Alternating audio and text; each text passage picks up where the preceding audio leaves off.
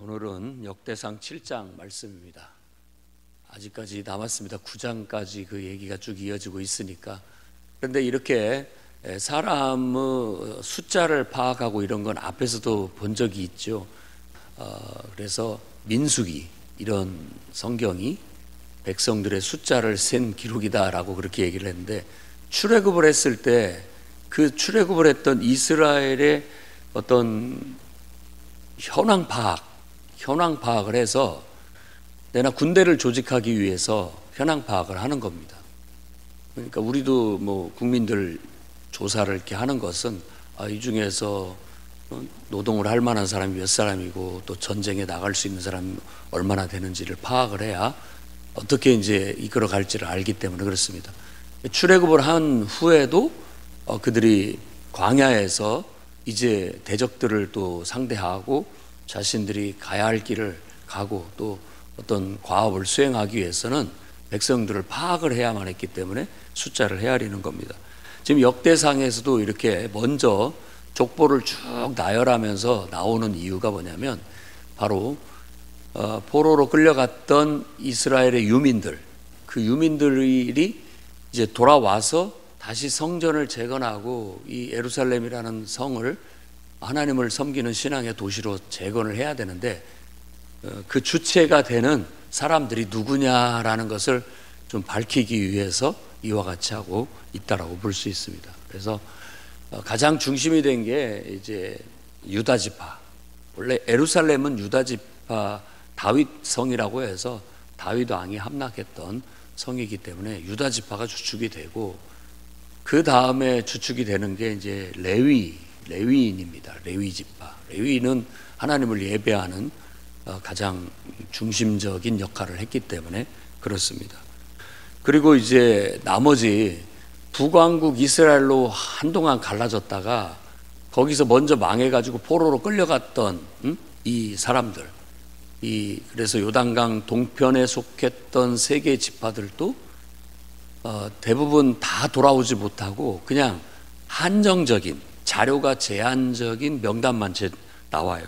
지금 오늘 얘기하는 이 이사갈, 또 베냐민 일부, 그 다음에 납달리, 므낫세, 에브라임, 아셀, 이 모든 지파들도 북쪽에 있는 북왕국 이스라엘에게 속했던 지파가 대부분입니다.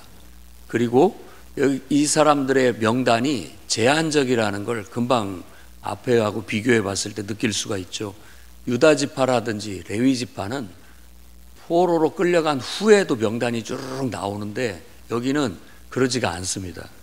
이렇게 우리가 뭐 이 사람들 이름이 다 비슷비슷하고 또 동명이인들도 많고 해가지고 헷갈리기도 하고 발음도 잘 안 되는 그런 이름들입니다만은, 이 사람들의 명단이 앞에서 밝힌 것처럼 다윗 왕 때 조사한 그 자료의 근거로 말을 하고 있는 거예요.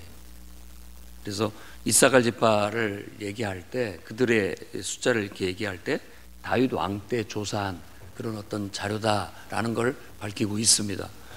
그러니까 그 다윗 왕이라고 한다면 왕정 초기예요. 그리고 다른 지파에는 아예 사사시대까지만 언급을 한 경우도 있고요. 그리고 다윗 왕, 사울 왕, 다윗 왕 왕정 초기 때까지의 자료, 그때 남은 자료를 근거로 해서 얘기를 하고 있다는, 그 뒤에는 어떻게 됐는지 정보가 없어요. 그것은 북왕국 이스라엘이 결국은 신앙의 정체성을 잃고 아수르에게 멸망당해서 다 포로로 끌려갔는데, 그 수도인 사마리아 성의 대부분의 수도에 훌륭한 사람, 귀족들 다 모여 사는데 전부 포로로 끌려가서 어느 다른 민족들 속에 이렇게 살게 됐고, 또 그 다른 민족들을 사마리아 성에 이주를 시켜서 살게 해버리니까 이게 하나의 민족을 다 섞어버리는, 아수르로 말하자면 그런 정책이 성공적이었을지 모르겠지만 그 민족으로 봤을 때는 민족의 문화, 전통, 신앙이라는 걸 지킬 수가 없게 되었던 거예요. 그래서 성군이었던 고레스 황제 같은 경우는 이런 것들이 없어지는 게 안타깝다. 어떤 민족의 독특한 문화라든지 전통이라든지 종교 같은 게 다 훌륭한 거 아니냐, 그런 것들을 없어지지 않게끔 보존하자, 이런 차원에서 다시 예루살렘에 여호와 하나님을 섬기는 성전을 짓게 하고 그 도시를 바로 여호와 하나님을 위한 도시로, 성전 예배를 드리는 도시로 재건하도록 허락을 했던 것으로 볼 수가 있습니다. 하지만 이 사람들이 이렇게 뿔뿔이 흩어져 가지고 이제 둘 중 하나입니다. 거기서도 자기의 민족의 정체성, 신앙의 정체성을 지키며 나가느냐, 아니면 동화돼서 그냥 사라져 버리느냐, 둘 중에 하나입니다. 그래서 이쪽의 지파의 사람들이 주로 명단이 포로기 후기에 명단이 나와 있지 않고, 또 돌아왔을 때 예루살렘을 재건하는 그 무리 속에도 들지 않음으로써 그들은 이 주축 세력들에 의해서는 잊혀진, 관계가 끊긴 그런 사람들이 돼버리고 만 겁니다. 우리도 마찬가지죠. 이제 예수 믿고 정말 내가 하나님의 자녀가 되면서부터 우리는 예수 그리스도의 몸된 지체 속에 형제 자매의 관계를 형성해서 교회에 소속되게 됩니다. 그런데 뭐 이런저런 일들을 겪다 보면 우리가 교회도 잘 못 나가게 되고, 또 이렇게 하다 보면 이제 신앙의 정체성이 흔들리게 되고 흐지부지 돼서 아예 세상에 동화돼 버리든지, 그렇지 않더라도 그냥 그런 상황 속에서도 상황적으로 교회를 갈 수가 없고, 또 형제 자매들과 교제를 가질 수가 없음에도 불구하고 거기서도 스스로가 신앙을 지키면서 나아가는 사람이 있고, 그렇게 차이가 있습니다. 그러나 오늘 말씀으로 봤을 때 그건 그렇게 쉬운 문제가 아니다라는 거예요. 쉽지 않습니다. 그렇기 때문에 누구 말대로 항상 가지가 나무에 붙어 있어야 됩니다. 붙어 있음으로써 거기서 공급도 받고 또 살아있게 되는 것이죠. 그래서 여러분들도 스스로를 너무 자고하지 마십시오. 자부하지 마시라고. 나는 혼자 얼마든지 잘할 수 있다라고 하는데 그게 얼마 못 갑니다.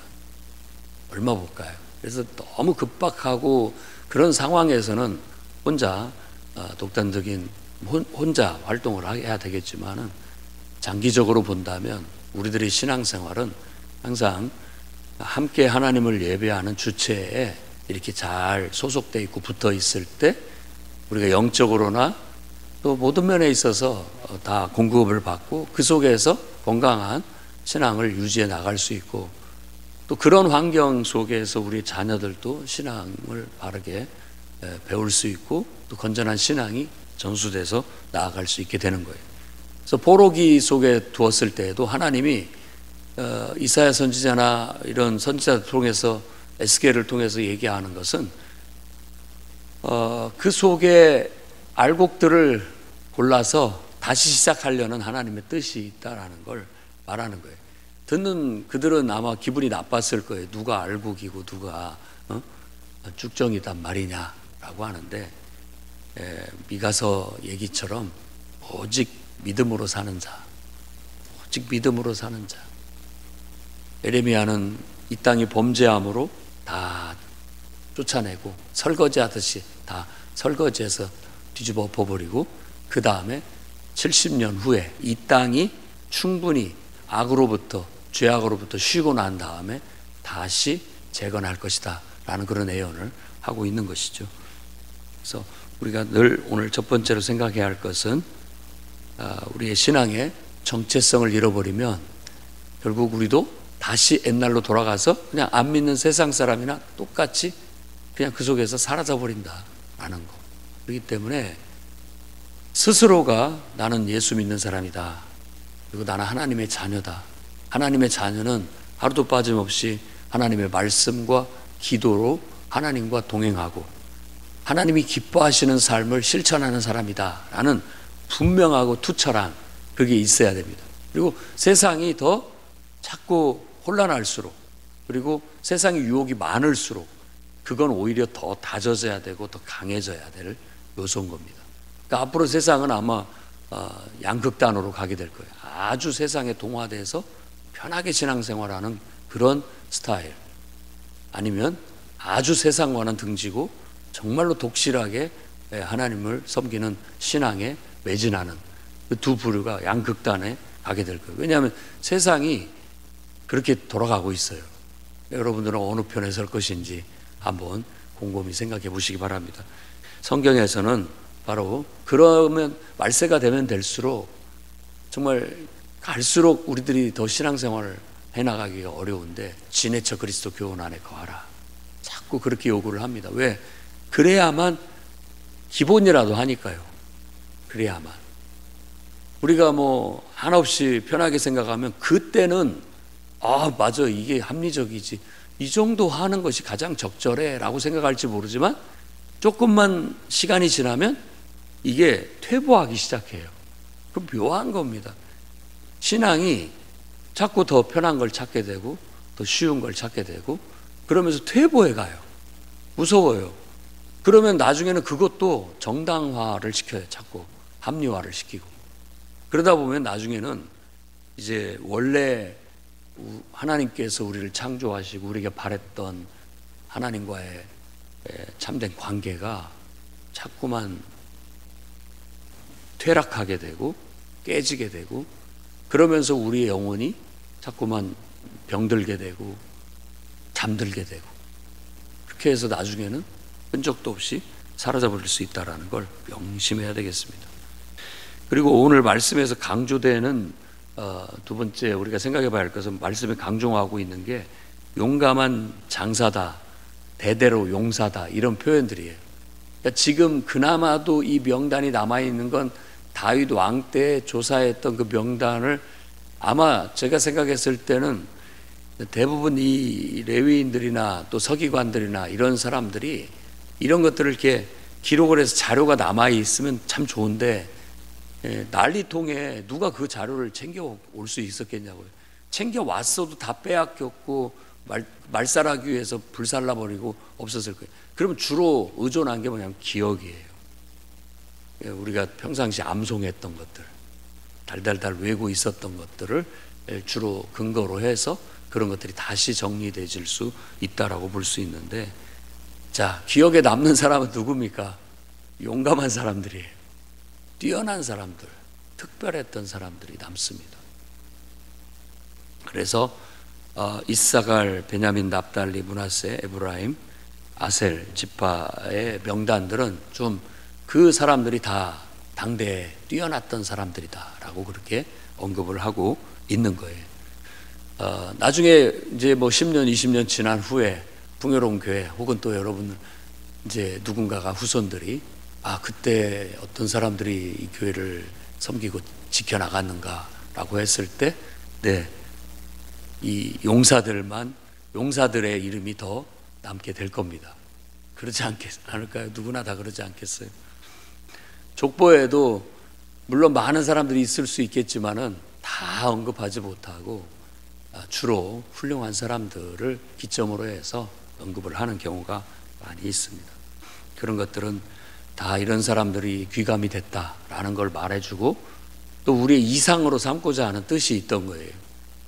그러니까 우리 조상들이 제사를 하려는 것도 어떤 조상들을 이상화시켜서 우리들이 더 바른 삶을 살고자 하는 그런 취지에서 했다라는 생각도 듭니다. 그런 것들이 뭐 제사를 잘 드린다고 부모님이 와서 복을 주시고 제사를 잘못 드린다고 해서 벌을 내리고 그런 건 하나님만이 하실 수 있는 거예요.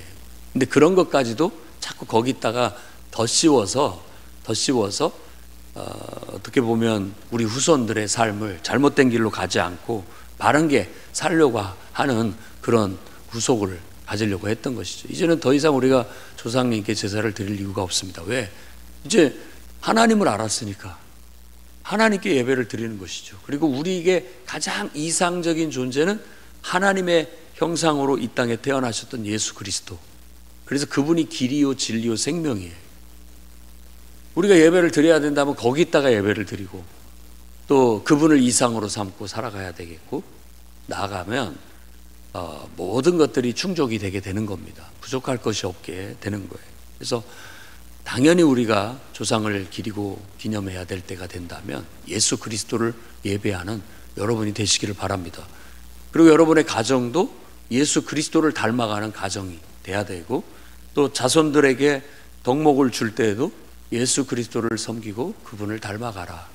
그것이 가장 큰 훌륭한 교훈이고, 천하 모든 인간들이 다 그런 진리 아래서 한마음이 돼서 살아가게 되고 실천하게 된다면 이 땅에는 하나님의 뜻이 성취된 진정한 하나님 나라가 이루어지게 될 것이다. 그러나 이렇게 하나님을 멀리하고 하나님이 우리를 창조했음에도 불구하고 그분을 무시하고 멸시하고 자기 뜻대로 자기가 하고 싶은 대로만 하게 되면 짧게는 좋을지 모르지만, 자기 하고 싶은 대로 하니까 짧게는 좋을지 모르지만 그것이 결코 우리에게 발전적이지 못하고 유익이 되지 못하고 온 인류에게 도움이 되지 못한다라는 건 이미 성경을 통해서 판정난 일이에요. 그럼에도 불구하고 우리도 똑같이 잠깐의 편리함과 유익을 위해서 또 그 길을 가고 있다라는 거예요. 다시. 그러면 우리도 똑같은 타락의 길을 가게 되고 똑같이 결국은 멸망의 길로 대열에 합류할 수밖에 없게 되는 그런 결과를 갖게 되는 겁니다. 정신을 차려야 됩니다. 깨어나야 됩니다. 그런 데에서 휩쓸리지 말고 아니야 이건 아니야, 이건 진리가 아니야. 정신을 똑바로 차리고 진리는 우리를 창조하신 하나님께 있다. 하나님을 섬기고 그분이 보내주신 구원의 손길, 하나님의 사랑, 예수 그리스도께 두고 그분을 의지해서 그분을 닮아가고 그분과 동행하고 그분이 기뻐하시는 삶을 살아가는 것이 인류가 살 길이다. 내가 살 길이다. 오늘 또 내가 실천해야 할 일이다 라고 그렇게 여기고 나아가시기를 바랍니다. 아마 오늘 이 지파들 내용 속에서 큰 용사, 용감한 장사, 히브리어로 말한다면 끼뽀르 하일, 이건 아주 훌륭한 사람들을 지칭할 때 그렇게 얘기를 했던 겁니다. 여러분들이 이 시대에 끼뽀르 하일이 되십시오. 이 시대에 기억에 남을 만한 용사가 되시고 훌륭한 장사가 되십시오. 믿음이 투철하고 믿음의 힘으로 원수 마귀 사탄을 능히 대적했고 물리쳤고, 정말 믿음으로 기도하고 예배하면서 하나님께 능력을 받아서 복음을 전했고 또 수많은 영혼들을 그리스도께로 인도했다. 그렇게 여러분들이 역사의 기록에 남기를 주의 이름으로 축원합니다. 기도하겠습니다. 거룩하신 주님, 우리를 불러주시고 우리가 하나님의 자녀라는 걸 깨우쳐 주시며 하나님이 얼마나 우리를 사랑하시는지 십자가에 보여주셨습니다. 뒤늦은 깨달음으로 그동안 우리가 잘못 살았다는 걸 회개하고 이제는 나를 창조하시고 나를 구원하신 하나님만, 예수 그리스도만, 성령의 보혜사 성령의 인도하심을 따라 살아가기로 결단하였습니다. 아버지와 아들과 성령의 역사 속에 오늘 또 하나님의 자녀답게, 하나님의 백성답게, 그리스도의 제자답게 똑바로 용기 있게 용감한 주님의 군사가 되어 그렇게 주님을 위해 살아갈 수 있도록 붙잡아 주옵소서. 예수님 이름으로 기도드립니다.